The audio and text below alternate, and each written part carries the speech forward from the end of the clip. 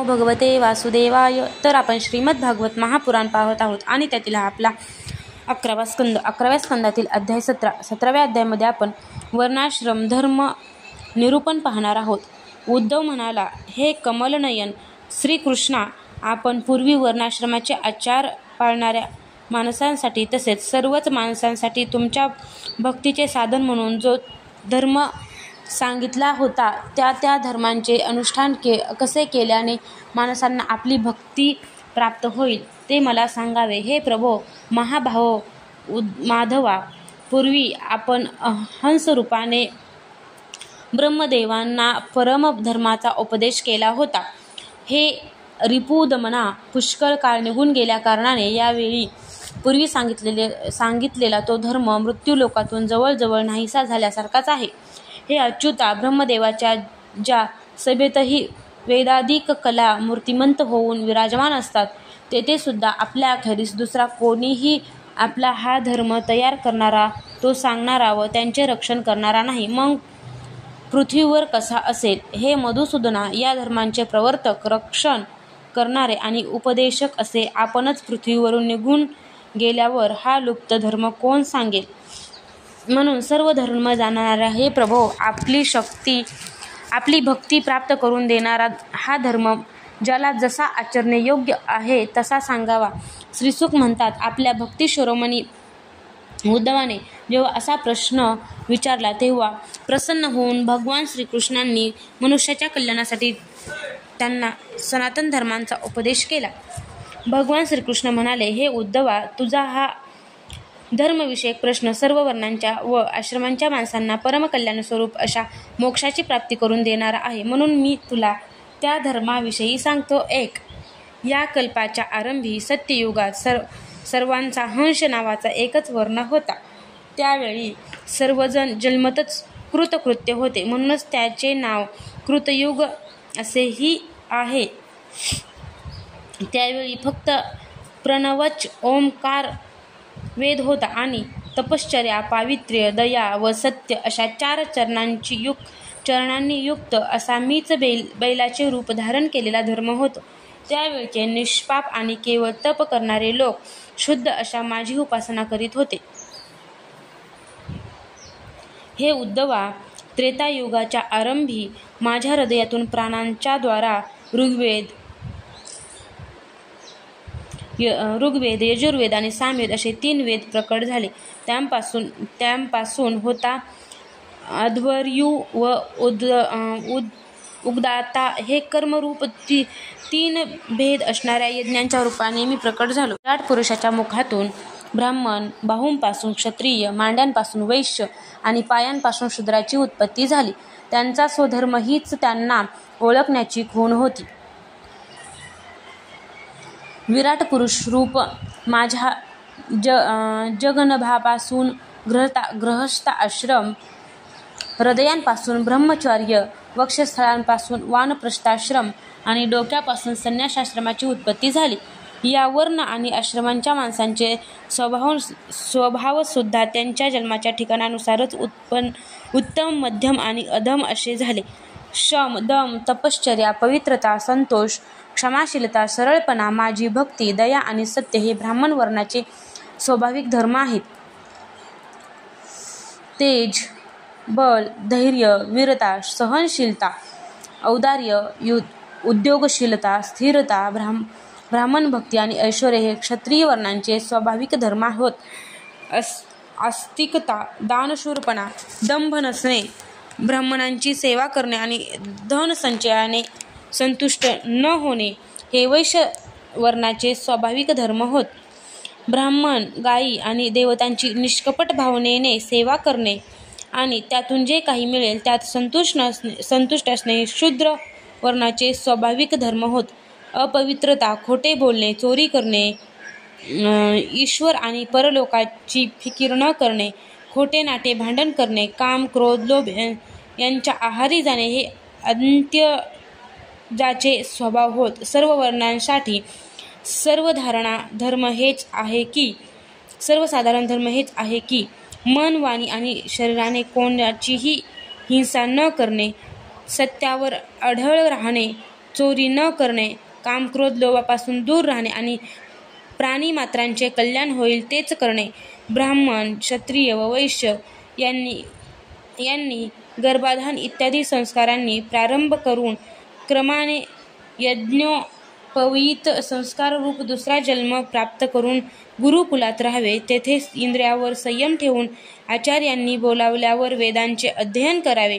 मेखला, मृगचर्म, दंड, रुद्राक्षमाळ, यज्ञोपवीत आणि कमंडलू धारण करावे. डोक्यावर जटा ठेवाव्यात. दंत धावन आणि वस्त्रे धुणे या गोष्टी हौस म्हणून करू नयेत. रंगीत आसनावर बसू नये. आसनासाठी वगैरे कुश घ्यावेत. स्नान, भोजन, हवन, जप आणि मलमूत्र त्याग करतेवेळी मौन पाळावे. काक आणि गुप्त इंद्रियांजवळील केस काढू नये. तसेच नखेही कधी काढू नयेत. पूर्ण ब्रह्मचर्याचे पालन करावे. स्वतः कधीही वीर्यपात करू नये. जर कधी वीर्यस्खलन झालेच तर पाण्याने स्नान करून प्राणायाम करून गायत्री मंत्राचा जप करावा. ब्रह्मचार्याने पावित्र्य पाळून एकाग्रतेने अग्नी, सूर्य, आचार्य, गाय, ब्राह्मण, गुरु, वृद्धजन आणि देवतांची उपासना करावी. तसेच सायंकाळी आणि प्रातःकाळी मौन धारण करून संध्योपासना व गायत्री मंत्रांचा जप करावा. आचार्यांना माझेच स्वरूप मानावे. त्यांचा कधीही अपमान करू नये. त्यांना साधारण मनुष्य समजून त्यांच्याकडे दोषदृष्टीने पाहू नये. कारण गुरु सर्व देवमय आहेत. सकाळ संध्याकाळ भिक्षा मागून आणून ती गुरूंसमोर ठेवावी. तसेच इतरही गुरुदेवांना अर्पण करावे. त्यांची आज्ञा झाल्यावरच त्याचा उपयोग करावा. आचार्य कुठे जात असतील तर त्यांच्या मागे मागे चालावे. ते झोपल्यानंतर त्यांच्या जवळपास झोपावे. ते बसले असतील तर त्यांच्या आज्ञेची वाट पाहत हात जोडून जवळच उभे राहावे. अशा प्रकारे स्वतःकडे कमीपणा घेऊन शुश्रूषा करून आचार्यांची आज्ञा पालन करण्यात नेहमी तत्पर असावे. विद्याध्ययन संपेपर्यंत सर्व सुखोपभोगांपासून दूर राहून गुरुकुलात या प्रकारे वागत राहावे आणि ब्रह्मचर्य कधीही खंडित होऊ देऊ नये. ब्रह्मचार्याची वेदांच्या निवासस्थानी ब्रह्मलोकात जाण्याची इच्छा असेल तर त्याने जन्मभर नैष्ठिक ब्रह्मचर्य पाळून वेदांचे अध्ययन करण्यासाठीच आपले संपूर्ण जीवन आचार्यांच्या सेवेमध्येच समर्पित करावे. असा ब्रह्मचारी खरोखर ब्रह्मतेजाने संपन्न होतो आणि त्याची सर्व पापे नष्ट होतात. त्याने अग्नी, गुरु, आपले शरीर आणि सर्व प्राण्यांचे ठायी मज परमात्म्याची उपासना करावी. सर्वत्र एकच परमात्मा आहे असा भाव ठेवावा. ब्रह्मचारी, वानप्रस्थ आणि संन्याशाने स्त्रीकडे पाहणे, तिला स्पर्श करणे, तिच्याशी बोलणे किंवा थट्टा मस्करी करणे इत्यादींपासून लांब राहावे. मैथून करणाऱ्या प्राण्यांकडे पाहू नये. प्रिय उद्धवा, शुचिता, आचमन, स्नान, संध्योपासना, सरळपणा, तीर्थसेवन, जप, सर्व प्राण्यांच्या ठायी मलाच पाहणे, मन, वाणी तसेच शरीरांचा संयम हे नियम सर्व आश्रमांनाच लागू आहेत. अस्पृश्यांना न शिवणे, अभक्ष्य वस्तू न खाणे आणि ज्यांच्याशी बोलू नये त्यांच्याशी न बोलणे हे नियम सुद्धा या सर्वांसाठी आहेत. असा विचार करून नैष्ठिक ब्रह्मचारी ब्राह्मणाने या नियमांचे पालन केल्याने तो अग्नीसारखा तेजस्वी होतो. तीर्थ तपश्चर्येमुळे त्याच्या वासना भस्म होऊन जातात. अंतःकरण शुद्ध होते आणि तो माझा भक्त होतो. प्रिय उद्धवा, ब्रह्मचारी जर गृहस्थाश्रमात प्रवेश करू इच्छित असेल तर त्याने विधीपूर्वक वेदाध्ययन संपवून गुरूंना दक्षिणा द्यावी आणि त्यांची अनुमती घेऊन समावर्तन संस्कार करावा. त्यानंतर ब्रह्मचार्याने गृहस्थाश्रमात किंवा वानप्रस्थाश्रमात प्रवेश करावा. तो ब्राह्मण असेल तर संन्याससुद्धा घेऊ शकतो आणि क्रमाने एका आश्रमातून दुसऱ्या आश्रमात प्रवेश करावा. मदपरायण भक्ताने याहून वेगळ्या प्रकारे वागू नये. गृहस्थाश्रमाचा स्वीकार करू इच्छिणाऱ्याने आपल्याला अनुरूप व उत्तम लक्षणांनी संपन्न अशा कुलीनकन्येशी विवाह करावा. ती वयाने लहान आणि आपल्याच वर्णाची असावी. अन्य वर्णाची कन्या वरायची असल्यास आपल्याहून खालच्या वर्णाची वरावी. यज्ञ, याग, अध्ययन आणि दान करण्याचा अधिकार सर्व द्विजांना आहे, परंतु दान घेणे, अध्यापन करणे आणि यज्ञांचे पौरोहित्य करण्याचा अधिकार फक्त ब्राह्मणांनाच आहे. यज्ञ, याग, अध्ययन आणि दान करण्याचा अधिकार सर्व द्विजांना आहे, परंतु दान घेणे, अध्ययन करणे आणि यज्ञांचे पौरोहित्य करण्याचा अधिकार फक्त ब्राह्मणांनाच आहे. दान घेण्यामुळे तपश्चर्या, तेज आणि यश यांचा ऱ्हास होतो असे वाटले तर ब्राह्मणाने अध्ययन आणि यज्ञ करविणे याद्वारेच आपला उदरनिर्वाह करावा. किंवा या दोन वृत्तींमध्ये काही दोष वाटत असेल तर धान्याची कणसे तोडल्यावर शेतात पडलेले किंवा बाजारात पडलेले दाणे वेचून त्यावर उदरनिर्वाह करावा. ब्राह्मणाचे हे शरीर तुच्छ विषयभोग भोगण्यासाठी नसून जन्मभर कठीण तपश्चर्या करून शेवटी अनंत आनंद स्वरूप अशा मोक्षाची प्राप्ती करून घेण्यासाठीच आहे. जो ब्राह्मण आपल्या महान धर्मांचे निष्काम भावाने पालन करतो आणि शेतात तसेच बाजारात पडलेले सांडलेले धान्याचे दाणे वेचून त्यावर संतोषपूर्वक आपला उदरनिर्वाह करतो, त्याचबरोबर आपले सर्वस्व मला समर्पित करून कोठेही आसक्ती ठेवीत नाही, तो घरात राहूनही शांतिरूप असे परमपद प्राप्त करून घेतो. संकटात सापडून कष्ट सहन करीत असलेल्या माझ्या ब्राह्मण भक्तांना जे संकटातून सोडवितात त्यांची मी ताबडतोब समुद्रात बुडणाऱ्यांची नाव जशी सुटका करते तसेच सर्व आपत्तींपासून सुटका करतो. जसा एक गजराज दुसऱ्या हत्तीचे रक्षण करतो त्याचप्रमाणे राजाने पित्यांप्रमाणे आपल्या सर्व प्रजेचे कष्टांपासून रक्षण करावे, त्यांचा उद्धार करावा आणि धीर गंभीर राहून स्वतःचा उद्धार करून घ्यावा.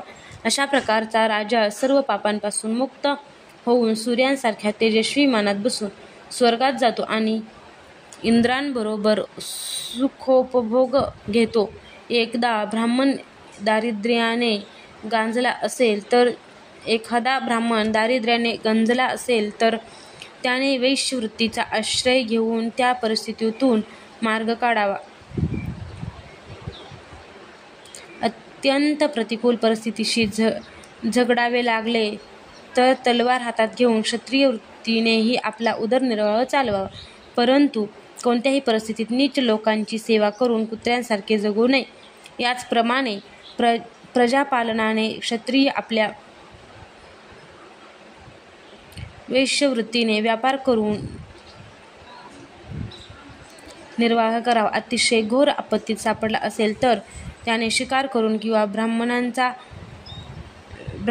व्यवसाय अध्यापन उदर करून निर्वाह करावा, परंतु नीचांची सेवा करून कुत्र्यासारखे जगू नये.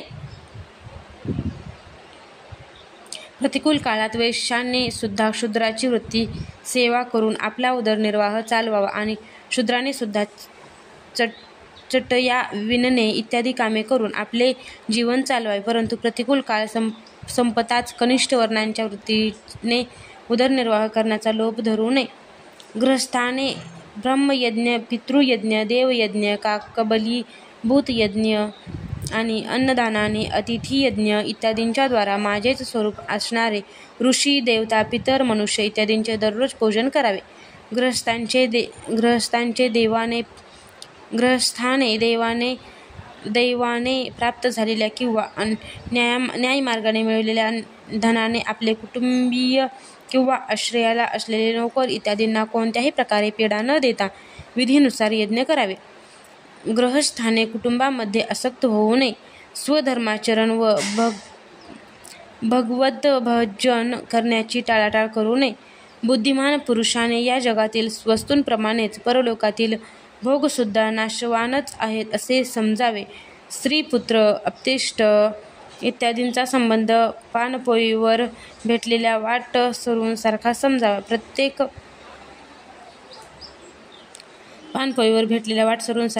प्रत्येक देहात तो वेगवेगळा असतो. जसे झोप असेपर्यंत स्वप्न असते तसा हा देह असेपर्यंत संबंध असतात.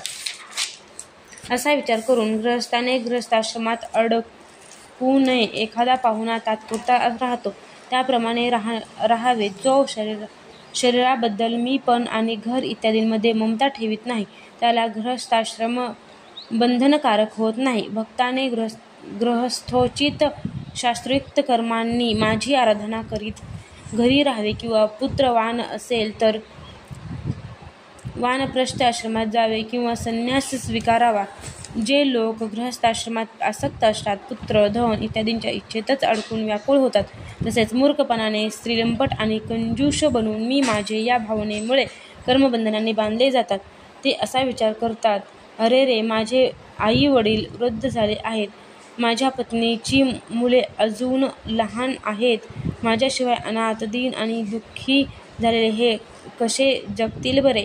अशा प्रकारे घरदारांसंबंधीच्या वासनांनी ज्याचे चित्त विचलित झालेले असते, तो मूर्ख मनुष्य विषयभोग घेऊन कधी तृप्त होत नाही आणि त्यांचेच मरणसमयी चिंतन करीत मेल्यानंतर घोर नरकात जाऊन पडतो.